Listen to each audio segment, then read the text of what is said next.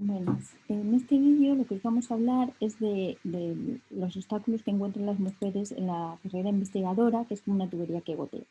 Que hablaremos de los obstáculos, del abandono de la investigación y del acoso y el ambiente hostil que podemos encontrar en ella. Durante la carrera, los obstáculos que más podemos encontrar vienen relacionados con dificultades individuales, sociales o culturales, los sesgos que previamente hemos visto.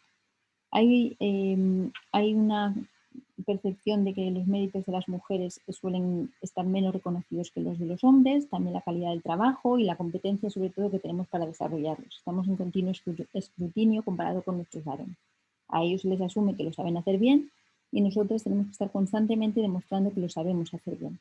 Y luego además a esto se unen los acosos, el embarazo, el síndrome del impostor, que luego veremos. Una cosa que llama la atención es que cuando se les pregunta por los obstáculos que han encontrado a directivos, académicos o estudiantes, las respuestas son bastante diferentes. En el caso de los directivos, las directivas son mujeres bastante fuertes en las que casi no encuentran problemas y no han tenido ninguna otra dificultad más que sus méritos han sido poco reconocidos. Si nos vamos al caso de los académicos y académicas, aquí las mujeres ya empezamos a tener problemas de recursos económicos, ¿vale? Nos pagan menos. Tenemos bastantes problemas de conciliación familiar, esto nos cuesta mucho, es uno de los obstáculos más grandes que podemos tener. Hay un poco reconocimiento de nuestros méritos comparado con el de los varones. Hay menos mujeres que dicen que no han tenido ningún problema y bueno, otros por igual. Y cuando vamos a los estudiantes, fijaros que aquí todos iguales, más o menos lo mismo, han tenido una cantidad muy igual, han tenido el mismo problema. Pasar de estudiante académico es cuando empezamos a encontrar esos problemas, que son los que vamos a tratar de estudiar en este tema. Sin embargo, cuando vamos a las vivencias de situaciones de discriminación, ¿vale? Como que si te han cuestionado tu competencia, si te han echado piropos, si te han hecho propuestas sexuales que no querías o algún tipo de contacto, ahí sí que más o menos en las tres categorías responden igual las mujeres que los hombres. Las mujeres mucho más que los hombres. Vale, ¿y qué es lo que encontramos? ¿Qué tipo de obstáculos podemos encontrar las mujeres? Como ya os decía, uno es que nos cuestiona constantemente y además nos cuestiona nuestro compromiso hacia el proyecto. Se nos ve como que somos menos comprometidas con el proyecto y en cualquier momento lo podemos dejar y ya está. Además, si encima somos madres, este cuestionamiento de nuestro compromiso al proyecto es mucho peor porque siempre la familia va primero que el proyecto. Pero si no somos madres también nos pasa porque podemos irnos a cuidar a los mayores. ¿Vale? Otra de las cosas que también nombra la gente es la falta de mentores. Es decir, una persona, un personaje que nos indique un poco qué pasos tenemos que seguir y por qué camino tenemos que seguir y cómo podemos afrontar los problemas para seguir avanzando. Y por último, hay gente que nombra las diferencias salariales. Las mujeres en promedio cobran menos.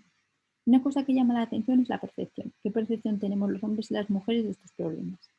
Si fijáis en estos estudios que hicieron en Estados Unidos, pero que son trasladables a cualquier país, si preguntas si las mujeres y los hombres tenemos las mismas oportunidades para conseguir nuestros objetivos, más o menos la cantidad de chicos y chicas que dicen pues que no están de acuerdo con esta afirmación es el mismo, pero la cantidad de chicos y chicas que dicen que están totalmente de acuerdo con esta afirmación varía. Los chicos están mucho más de acuerdo con esta afirmación que las chicas.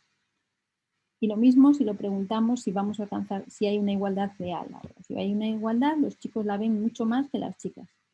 Mientras que si les preguntas si la vamos a alcanzar, ahí las chicas somos más optimistas. Problemas en estos dos lados en los que si no hay un problema que tú veas, no lo puedes solucionar. Entonces, si los chicos ven menos el problema que nosotros, no tenemos a nadie, no tenemos a la otra mitad que nos esté ayudando a conseguir esta igualdad. Esto suele ser la tubería que va goteando. Suele empezar cuando pasamos de estudiante de doctorado a postdoc. Ahí generalmente son más contratados hombres que mujeres. Cuando queremos pasar a tener un puesto fijo, las cartas de recomendación suelen ser peores las de las mujeres que las de los hombres. ¿Vale? Entonces, prefiero la excelencia, voy a contratar a alguien que me dé una buena carta de recomendación. Y además, bueno, esto pasa sobre todo en Estados Unidos, porque en España no, esto sí que es igualitario. El dinero que te dan para empezar tu investigación suele ser mayor para los hombres que para las mujeres, entonces puedo hacer más cosas. El dinero que le dan a los proyectos que piden las mujeres con respecto a los que piden los hombres es menor, a los hombres les dan más dinero, así que también puedo reducir la cantidad de cosas que puedo hacer si tengo menos dinero. Las publicaciones me publican menos si soy una mujer que si soy un hombre, y esto suele pasar porque los comités de review suelen ser hombres y tienen ese sesgo incluido. Y además a las mujeres se nos dan menos premios que a los hombres. Entonces tenemos menos visibilidad. Esto sí que se podrían intentar hacer herramientas para mejorarlo. Podríamos intentar recolectar todos los datos que tenemos y publicarles para mostrar esa visibilidad y sobre todo mostrar la visibilidad exitosa de las mujeres.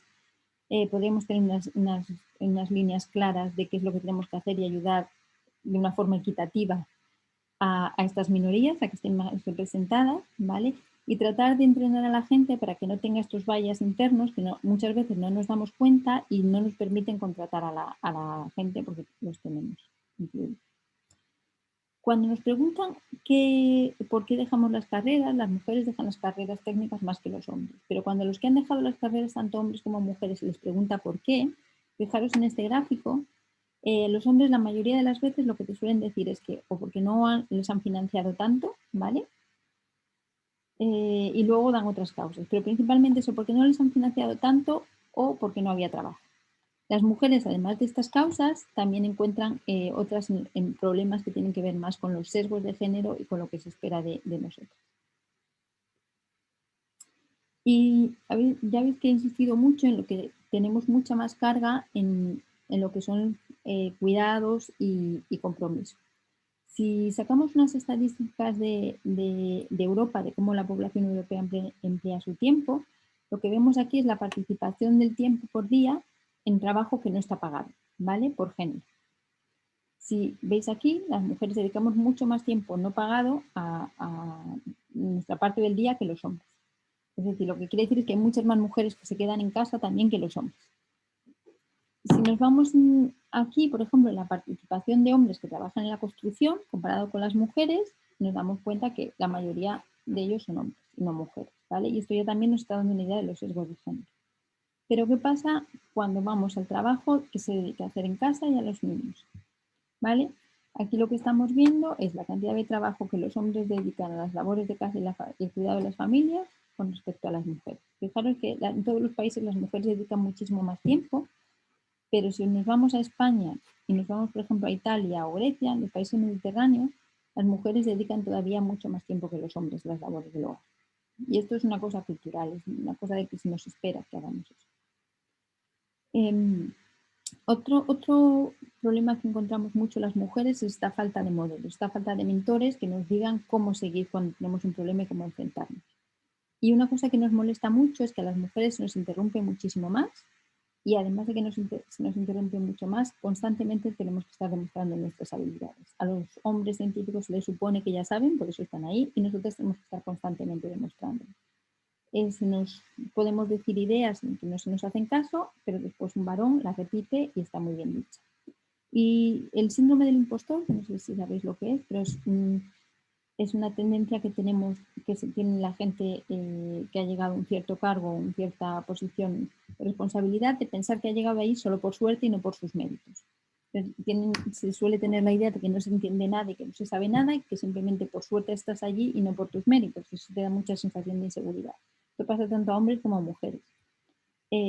Lo que está pasando es que las mujeres lo sufren hasta un 18% más que los hombres, ¿vale? Y en especial en mujeres exitosas todavía lo sufren muchísimo más. Y esto te crea una inseguridad constante de que no estás en el sitio y te parece que no deberías estar allí. Y hay un tema que hasta hace muy poco era un tema tabú, que es el acoso sexual. En ciencia no había acoso sexual. Hasta que en el 2018 unas mujeres de universidades importantes de Estados Unidos decidieron sacar un estudio de cuánto era el acoso sexual en la ciencia. Esto dio pie a un movimiento, Science to Me Too STEM, que está relacionado con el Me Too, y que demostró que realmente sí que hay bastante acoso. De hecho, los empleados de las instituciones académicas tienen la segunda tasa más alta de acoso sexual en Estados Unidos. Entre un 20 y un 50% de las estudiantes estadounidenses han sido víctimas de violencia sexual. ¿Vale? Y ojo, porque esto te va haciendo una dominación y una humillación, es una violencia machista, y además muchas mujeres que son violentadas ni siquiera nos damos cuenta. ¿Y qué pasa en España? Bueno, perdón, esto es una imagen que sacaron las escuelas de medicina para mostrar el acoso sexual, en el que muestran lo que pasa desde el acoso de género, ¿vale? Los diferentes efectos que esto puede tener. Y como os decía, ¿qué es lo que pasa en España?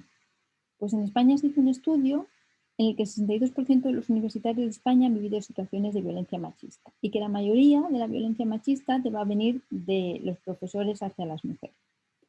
Lo que llama mucho la atención en este estudio es que cuando hablaron la primera vez con las estudiantes, el 23% consideraba que no consideraba que habían sufrido un tipo de violencia. Y el 26% pensaba que los comentarios desagradables pues era algo que teníamos que aguantar y ya estaba, que eso es normal. En una primera instancia, solo el 13% respondía afirmativamente si había sido víctima de acoso sexual. Cuando les das una lista de cosas que pueden ser, subió hasta el 62% que ven, ¿vale? Las mujeres son capaces de identificar con más frecuencia estas situaciones que los hombres, que es un poco lo que vimos antes. Los hombres no son tan capaces de identificarlas, por lo cual no ven el problema. Si además este tipo de mujeres lo que miramos es en el colectivo LGTBIQ+, es decir, o son de raza negra, son objetivos más habituales que cualquier otra mujer blanca y heterosexual. ¿Qué hay 5 factores que hacen que esto en el mundo de la ciencia se pueda dar? Pues uno es que tenemos una gran tolerancia hacia las actitudes acosadoras y hacia el chascarrillo o la chanza. Es decir, es lo que os decía de que igual soy una tiquismiquis, este comentario que me ha hecho no es tan así. Y además estoy en un entorno que es generalmente masculino, con lo cual no encuentro ningún otro apoyo, porque ellos no lo ven tanto como lo vemos nosotras, ¿vale? Y además hay una jerarquización en que la posición de poder la suelen tener hombres y no mujeres.